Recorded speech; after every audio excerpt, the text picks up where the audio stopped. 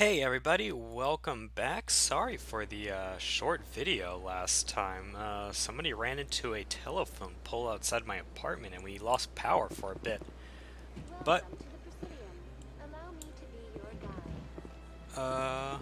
actually I need to tell. What have I done and what have I not done? I don't know what saved. Rita's sister is safe. Took care of that, okay. We did Emily Wong's thing last time, reporter's request. Okay, can't do that yet, can't do that yet. Shells has his data. Okay, so it recorded us screwing that up. We need to... I guess maybe go back to CSEC? Yeah, sorry about that guys, that was weird. Wasn't supposed to happen, won't happen again. Let's find a keeper. I'm sure there's one around here somewhere.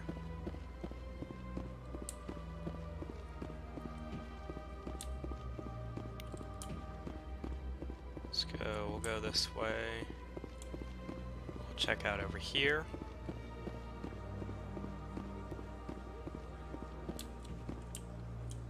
No. There's a couple arguing somewhere. And we should be able to help them. Did I get this one? Yeah, I've gotten that one. I'm gonna keep running this way.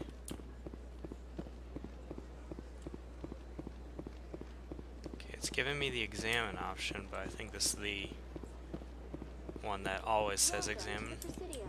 Allow me to be your Shut up, Greetings Avina. and welcome to the Presidium. No thanks. I don't need a guide. Our records indicate this is your first time on the Citadel. No thank you.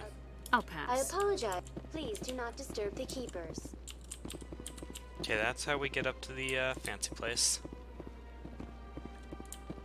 Here is our Mass Effect relay. Statue.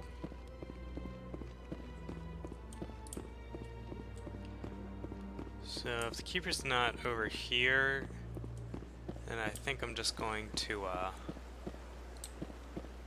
I'll go back to the embassies. I think I need to go... Do I need to go to the Normandy next? I think that's what I do next. Citadel, Rapid Transit. Yeah, you know what? Just take me to CSEC.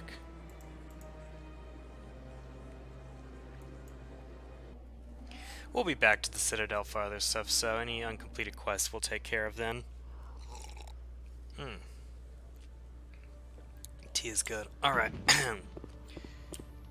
And let's go talk to that guy first. We got his data or whatever, his illegal sale.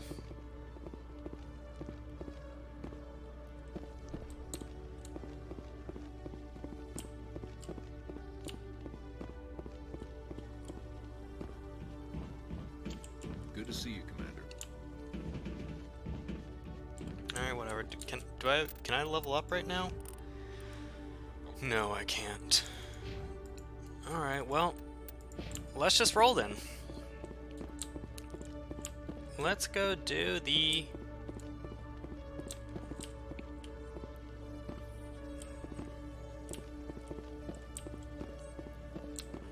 Let's go up to the docking bay. Let's get a move on. Let's get the plot rolling. We're down a squad member anyway. We need to go deal with that. Coming up in a report later today, Emily Wong investigates corruption on the Citadel and uncovers a full-blown crime syndicate. Wow, she gets going fast. Didn't take her any time at all to go through those OSDs.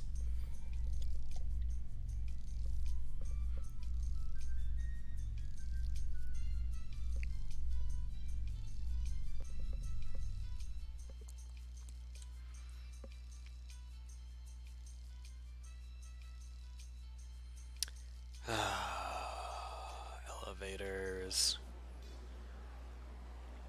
Okay. And this is not where I wanted to go. Ugh. This is not where I wanted to go at all. Well, maybe the last keeper we need is down here. I don't remember if we came this way. Keep her. Keep her. Keep her. Keep her anywhere?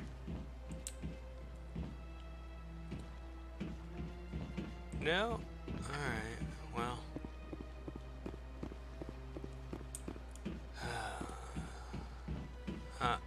I'm mad. Okay, back in the... God, this is why this is my least favorite entry into the trilogy. Back to this. The Quarians endangered the entire galaxy when they let the Geth break free. I hope your people are properly Yeah, you tell him, contrite. Garrus. As the Turians are properly contrite for releasing the genophage upon the Krogan. You're assuming that sterilizing them was a mistake.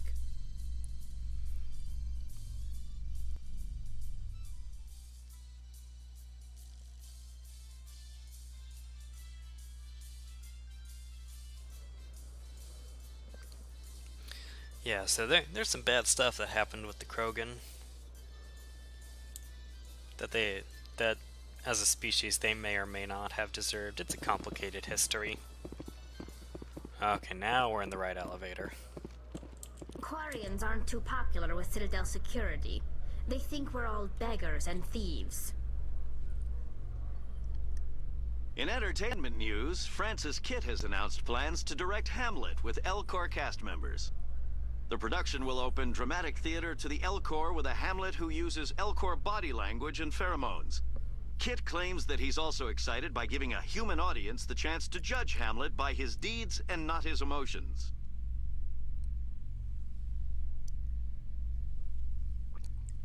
Yeah, there's a running joke in the series that the L-Corps is super into Shakespeare.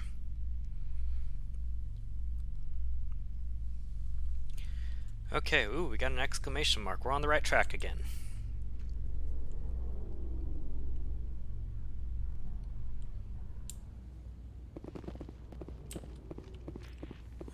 We won't talk to you guys yet, but we will come up here, grab this keeper. Haha.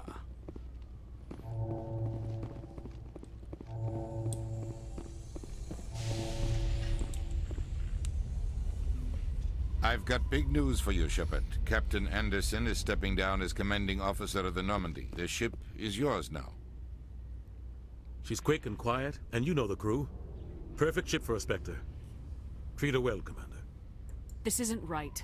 The Normandy belongs to you. You needed your own ship. A Spectre can't answer to anyone but the Council. And it's time for me to step down. Come clean with me, Captain. You owe me that much. I was in your shoes 20 years ago, Shepard. They were considering me for the Spectres. What happened? I failed. I couldn't make the cut. It's not something I'm proud of. Ask me later and I'll tell you the whole story. For now, all you need to know is, I was sent on a mission with Saren, and he made sure the Council rejected me. I had my shot. It came and went. Now you have a chance to make up for my mistakes. Ooh, we're gonna take Saren down. Saren's not gonna get away this time. Saren's gone. Don't even try to find him. But we know what he's after. The conduit. He's got his Geth scouring the Traverse looking for clues. We had reports of Geth in the Pharos system shortly before our colony there dropped out of contact, and there have been sightings around Noveria. Find out what Saren was after on Pharos and Noveria. Maybe you can figure out where the conduit is before he does. The Reapers are the real threat. I'm with the Council on this one, Shepard. I'm not sure they even exist. But if they do exist, the conduit's the key to bringing them back. Stop Saren from getting the conduit, and we stop the Reapers from returning. I'll stop him. We have one more lead. Matriarch Benezia, the other voice in that recording. She has a daughter, a scientist who specializes in the Protheans. We don't know if she's involved, but it might be a good idea to try and find her. See what she knows. Her name's Liara, Dr. Liara Tassoni. We have reports she was exploring an archaeological dig on one of the uncharted worlds in the Artemis Tau cluster. Sounds like we should head for the Artemis Tau cluster. It's your decision, Commander. You're a Spectre now. You don't answer to us. But your actions still reflect on humanity as a whole. You make a mess and I get stuck cleaning it up. I'll take care of Saren. You take care of the political fallout. Not exactly the answer I was looking for, Shepard. Remember, you were a human long before you were a Spectre. I have a meeting to get to. Captain Anderson can answer any questions you might have.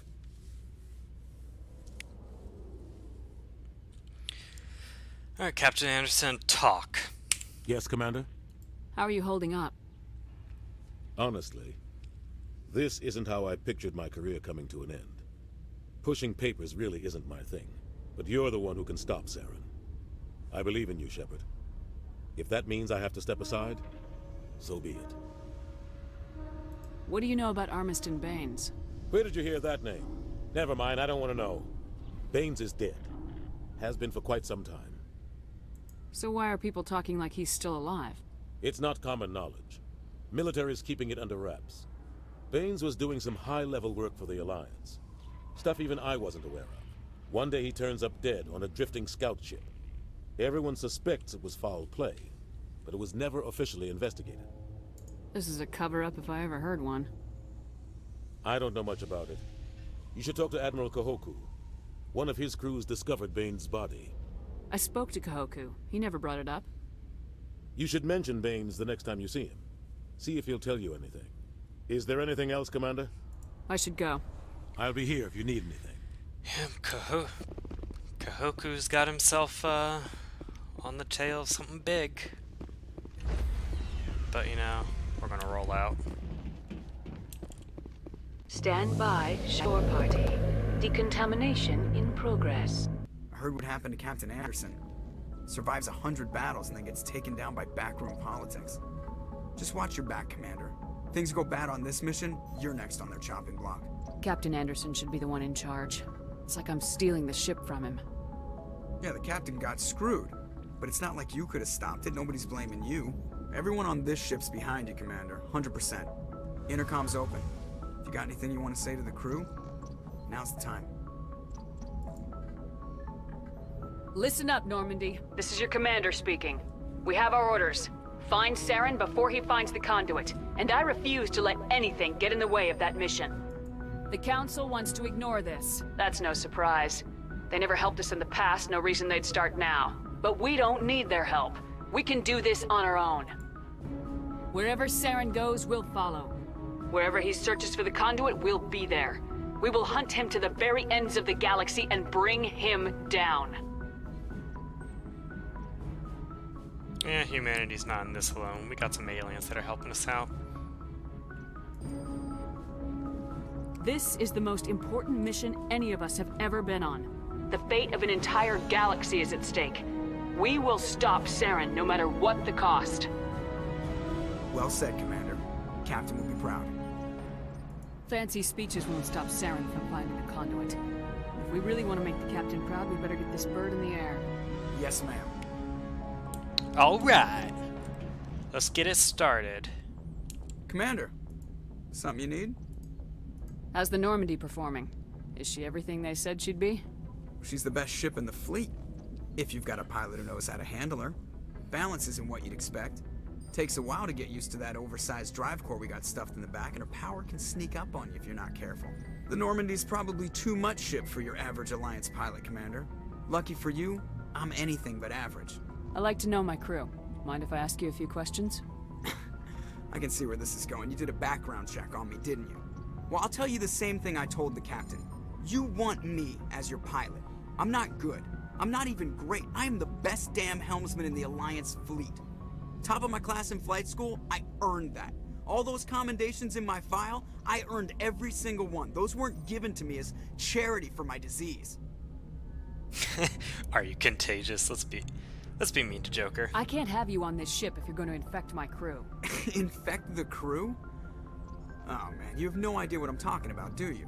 Okay, I've got Vrolik syndrome, brittle bone disease. The bones in my legs never develop properly. They're basically hollow, too much force and they'll shatter. Even with crutches and my leg braces, it's hard to get around. One wrong step and crack! It's very dramatic, but I've learned to manage my condition, Commander. Put the Normandy in my hands and I'll make her dance for you. Just don't ask me to get up and dance unless, you know, you like the sound of snapping shin bones. Yeah, let's learn about what they have to say of brittle bone disease. I need to know more about this Vrolik syndrome if I'm putting my ship in your hands. Yeah, of course you do. It's an extremely rare condition. Nobody knows exactly what causes it. Genetic, maybe. It's treatable, but there's no cure. They classify my case as moderate to severe. I was born with over a dozen fractures, hip, thighs, ankles. My bones were already breaking in the womb.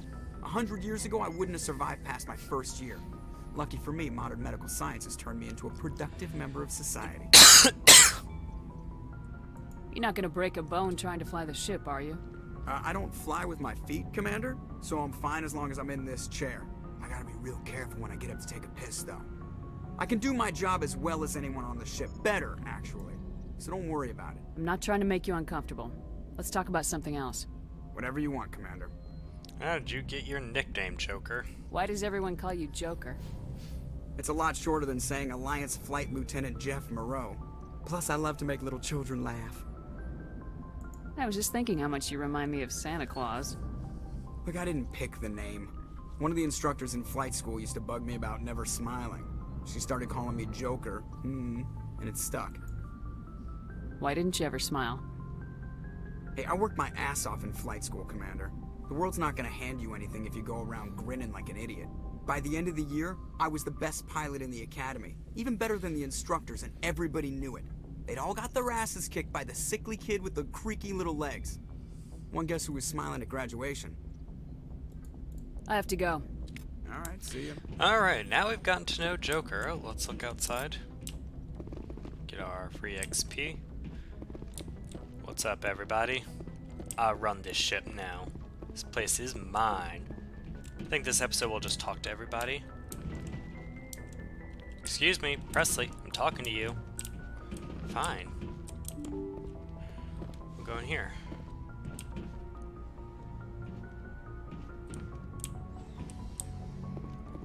Okay, who can we talk to in here? Let's talk to Chakwas. Get our metagel. What up, Yes, Chakwas? Commander? Is there something you need? How well do you know the lieutenant? I'd never worked with him before this mission. But he has an impressive service record. Over a dozen special commendations. Tends to keep to himself, though. Maybe because of the headaches. It's not easy being an L2. Oh, okay, so we're going to get some human biotic exposition stuff. What does that have to do with it? Well, most biotics now use the L3 implants. Lieutenant Alenko was wired with the old L2 configuration. Sometimes there are complications. What kind of complications? Severe mental disabilities, insanity, crippling physical pain. There's a long list of horrific side effects. Caden's lucky. He just gets migraines. How did you end up serving on an Alliance ship? I enlisted right out of med school. Oh, we've talked to this I part. wanted to... But skip humanity this. needs the Alliance if we want to keep it. But there's something special about... I should go. Goodbye, Okay, Commander. cool. Okay, we learned a little bit about Caden, why he's so emo all the time. Alright. Let's roll out. Also, I want to go check out my new office, because it's my office now. Oop, what up, Caden? Such a weird walk up. Anything you need, Commander? Just trying to get a sense of where the crew's at. Thoughts?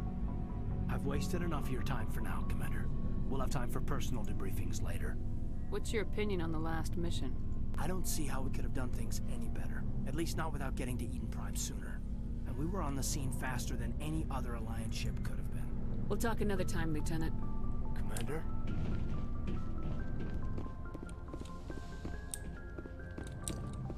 Alright. This is my room now.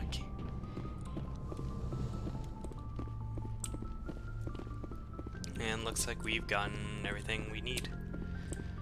So we will head... Let's go down a floor. Let's go say hi to all our freeloading alien buddies that are now on the ship.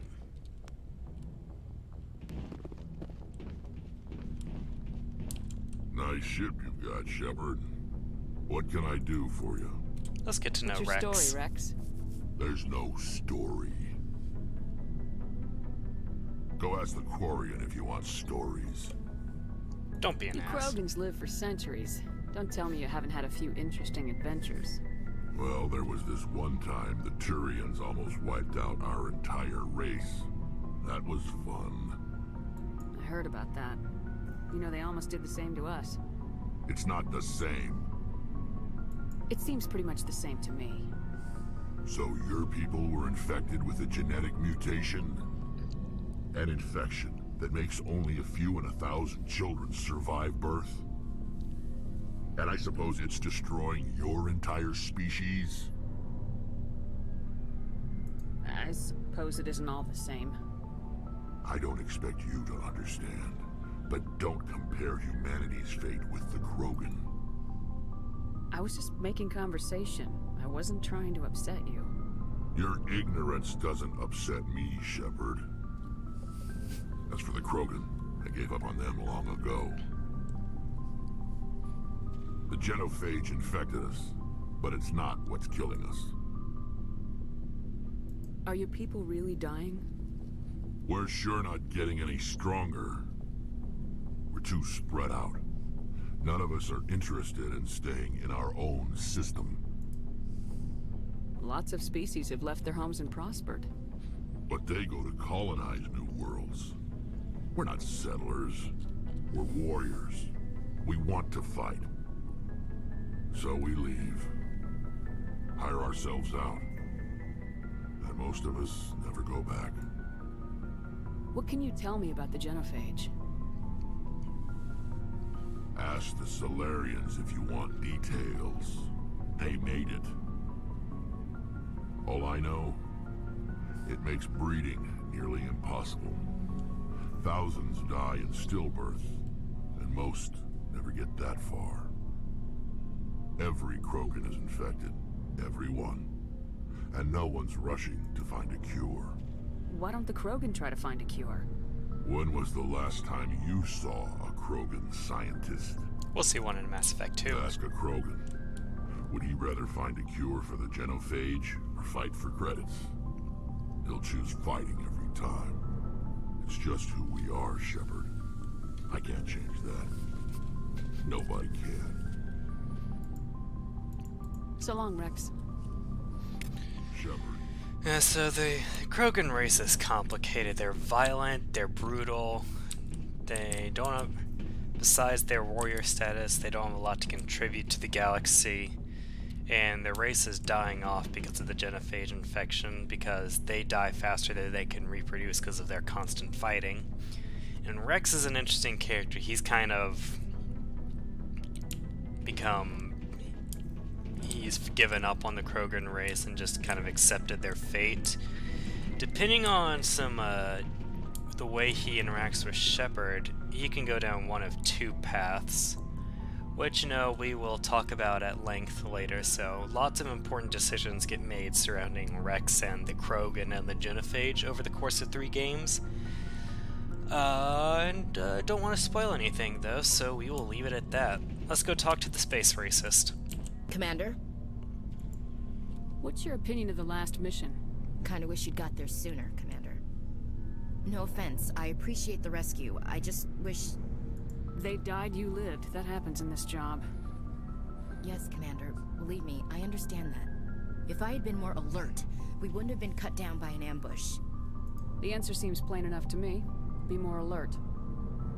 Aye, aye, Commander. I'll make sure it doesn't happen again. Do you have a few minutes to talk? One-on-one? I'm sorry, Commander. I need to get my duties squared away. I wouldn't mind talking more later, though. Alright, whatever. Dismissed, Chief. Ma'am.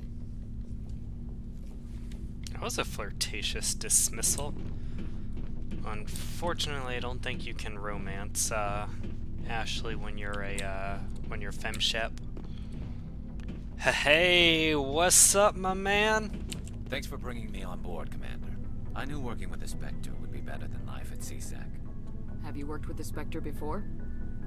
Well, no, but I know what they're like. Spectres make their own rules. You're free to handle things your way. At CSEC, you're buried by rules. The damn bureaucrats are always on your back. Being a Spectre does have its advantages. Exactly my point. If I'm trying to take down a suspect, it shouldn't matter how I do it, as long as I do it. I don't know, CSEC sometimes wants it the done rules their are way. important. Protocol and procedure come first. That's why I left. So you just quit because you didn't like the way they do things? There's more to it than that. didn't start out bad, but as I rose in ranks, I got saddled with more and more red tape. C-Sec's handling of Saren was typical. I just couldn't take it anymore. I hate leaving. I hope you made the right choice. I'd hate for you to regret it later. Well, that's sort of why I teamed up with you. It's a chance for me to get off the Citadel, see how things are done outside C-Sec. Either way, I plan to make the most of this. And without C-Sec headquarters looking over my shoulder, well, maybe I can get the job done my way for a change. As long as you do your job well, you're free to go about your business as you see fit. Thank you, Commander. Alright, so in case anybody is wondering why all these aliens speak English... Hey, Commander. Looking for some extra supplies before you head out? What have you got? Whatever you want. Well, as long as you don't mind paying. Hell, the licenses alone have set me back more. Let's see what you bet, Commander. Okay, yeah, so, the reason all the aliens speak English is everybody has a translator on their arm as part of the Omni tool, that weird orange thing that some people are always playing with. And all the major species governments hire translators and work non-stop to make sure everybody can understand their species and all the other languages. Let's talk to Tali. Your ship's amazing, Shepard. I've never seen a drive core like this before. I can't believe you were able to fit it into a ship this small. I'm starting to understand why you humans have been so successful. I had no idea Alliance vessels were so advanced. The Normandy's a prototype, cutting-edge technology. A month ago, I was patching a makeshift fuel line into a converted tug ship in the flotilla. Now, I'm sitting on board one of the most advanced vessels in Citadel space. I have to thank you again for bringing me along. Traveling on a vessel like this is a dream come true for me. I had no idea you found ship technology so interesting. It comes with being a Quarian. The migrant fleet is the key to the survival of my people. Ships are our most valuable resource. But we don't have anything like this. We make do with cast-offs and second-hand equipment. We just try to keep them running for as long as we can. Some of the fleet's larger vessels date all the way back to our original flight from the Geth. I can't believe your fleet's still using ships that are 3 centuries old. They're constantly being repaired, modified, and refitted. They aren't pretty, but they work. Mostly. We've tried to make ourselves as independent as possible on the flotilla. Grow our own food, mine, and process our own fuel. But some things we just can't make on our own. A patch to maintain the hull integrity requires raw materials we just don't have. That's why our pilgrimages are so important. Tell me about your people. Our lives aren't easy. Resources are scarce, and we are constantly on the move. Everything we do must in some way contribute to the continuation of the migrant fleet. There are 17 million Quarians in the flotilla, and each of us relies on the others for survival. The bonds among my people are strong. Unfortunately, we have had to surrender many of the freedoms and civil liberties other species take for granted. What kind of freedoms? Well, it's illegal for parents to have more than one child. If our population grows too much, it would strain our resources to their breaking point. Of course, we also can't allow our numbers to become too few. If our population is in decline, the rule against single births is temporarily repealed. In extreme cases of population decline, incentives are even offered to encourage multiple births, though the Conclave hasn't had to take such measures in nearly a century. That's your government. The Conclave is our civilian branch of government. Each ship can elect a representative to serve on the Conclave and make decisions that affect the fleet as a whole. On matters that affect an individual ship, however, the captain has the final say. It's a tradition that dates back to the early days, when the fleet was governed by martial law. Fortunately, most captains nowadays are smart enough to have an elected council from their crew to give them advice and guidance. So the ultimate power rests with elected officials? In practice, the Conclave and the respective council for each ship tend to set the rules that govern our daily lives. But in theory, we are still under military jurisdiction. The 5 top-ranking military officials in the fleet serve on the Admiralty Board. These 5 have the power to overrule any decision by the Conclave in case of emergency. To do so requires unanimous agreement among the Admiralty, and they can only do this once. After that, the entire board must resign their posts. It's a safeguard that served us well. In nearly 3 centuries, the Admiralty Board has only overruled the Conclave 4 times. I want to know more about the Geth. We're getting some I doubt I expository can tell you dialogue. anything you don't already know. It's been almost 3 centuries since they drove my people into exile. All I know is the story of their origins. What they were when we created them, and how they turned on us. Interesting. The Geth were originally created to serve as an automated manual labor force. Initially, their intelligence was as limited as any VI. Over time, we made small modifications to their programming to allow them to perform more varied and complex tasks, bringing them closer and closer to true AI status. How come the Council didn't step in and stop you? This wasn't true AI research. We may have been skirting the bounds of the law, but we never did anything that was actually illegal. The changes were so insignificant, so gradual, that we were able to control them. Or so we thought. But one thing we underestimated was the power of the neural network. 1 million Geth thinking simultaneously created an inherently unstable matrix. So the Geth share brainpower? Many of the Geth's logic systems were designed to work in concert with other nearby Geth. Basically, the more of them you have in a group, the smarter they are. So there's some sort of group consciousness? No, nothing like that. They cannot share sensory data or information. Their programming cannot handle that much simultaneous input. Each Geth maintains an individual awareness and identity. The neural network only operates on a process-based level. It's basically the synthetic equivalent of a subconscious. But when they're in close proximity, they can coordinate low-level functional processes, freeing up more capacity for original or independent thought. That doesn't make any sense. I'm probably oversimplifying. The Geth are incredibly advanced and complex creations. All you need to know is that they get smarter when they gather in large numbers.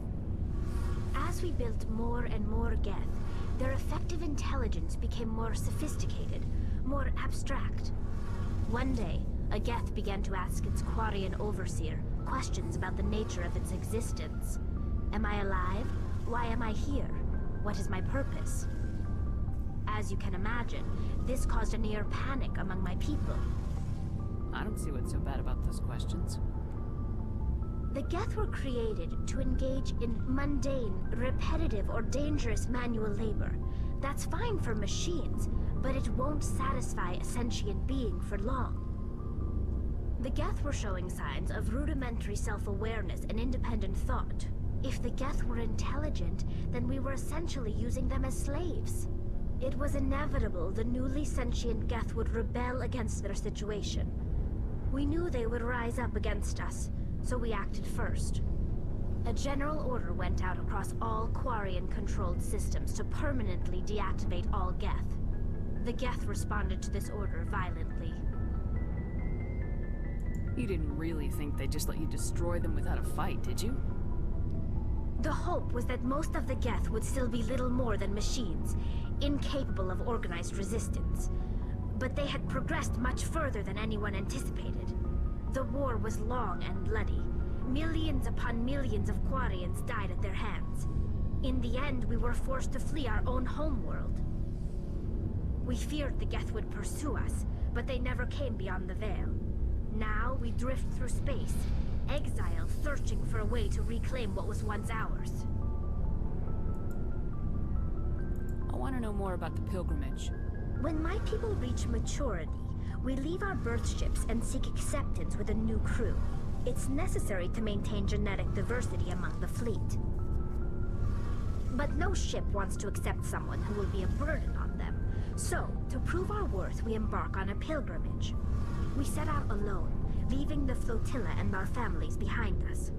We only return once we have found something of value we can bring back to the fleet. This is presented as a gift to the captain of the respective ship we wish to join. If the gift is accepted, we are welcomed into the crew.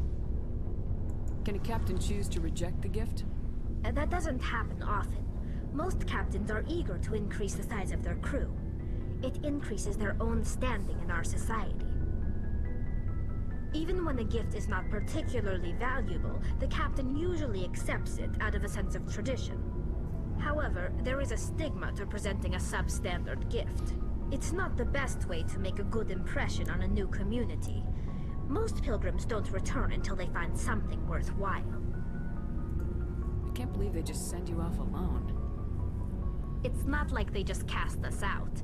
Before we leave, we are given lessons in how to survive outside the flotilla, and given gifts to help us on our journey.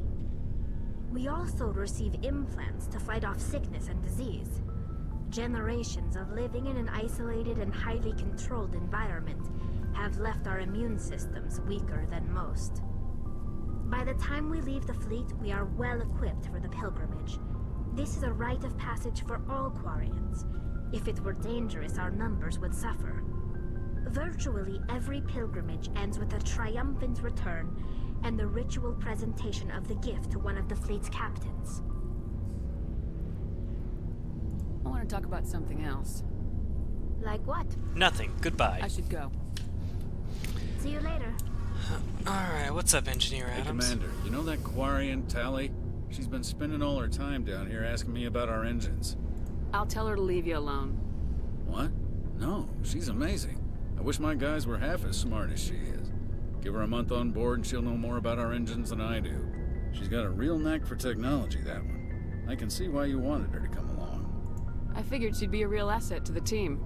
You've got an eye for Tally, Commander, but I'm guessing that's not why you came down here. Where else have you served, Adams? If you name a class of Alliance ship, I've probably served on it. Everything from dreadnoughts and carriers right down to frigates like the Normandy. My last assignment was on the Tokyo, only a cruiser, but she was a good ship. Couldn't hold a candle to the Normandy, though. I want to know more about the Normandy. She's the best ship I've ever served on, probably the fastest vessel ever designed. And she's the only one using the new Tantalus drive core. What's so special about the Tantalus drive core? Proportionally, it's about twice the size of any other vessel. Not only are we faster, we can run at FTL speeds longer before we have to discharge the core. Fill me in on the IES stealth system. How does it work exactly? You can't hide a ship out in space. They emit too much heat and radiation. Too easy for sensors to pick them up, unless you find a way to capture those emissions. So our stealth systems trap the energy we give off in storage sinks built into the ship itself. No emissions to give away our location. Eventually the sinks have to be vented. More than a few hours silent running and they overheat. Cook us inside our own hull. There's no way for anyone to detect us? A visual scan can still pick us up. Anyone looking out a window can see us plain as day. But you have to be pretty close to get an actual visual out in space. Most vessels rely on scanners. As long as the stealth systems are engaged, they can't see us. Not unless we accelerate to FTL speeds. Why doesn't it work with faster-than-light travel? Cranking up the FTL blue shifts our emissions, pushes them into frequencies too high to capture in the sinks. As soon as we make the jump, it's like setting off a flare. Sensors can pick up our location whenever we enter or exit FTL flight, but for short-range missions, our stealth systems are amazing, and we've got the only one. Carry on, Adams. Aye, aye, Commander. Alright, so we've just had a whole bunch of expository dialogue. We learned about the Normandy, Tally, Rex, and I think we are ready to go on our first real mission. So, thanks for watching, everybody. In the next episode, we will go hunt down Matriarch Benezia's daughter. Who knows? Maybe she'll be a valued member of the team at some point. Open the door. Okay, everybody. Here we go. Putting us in the right spot. Thanks for watching. Bye now.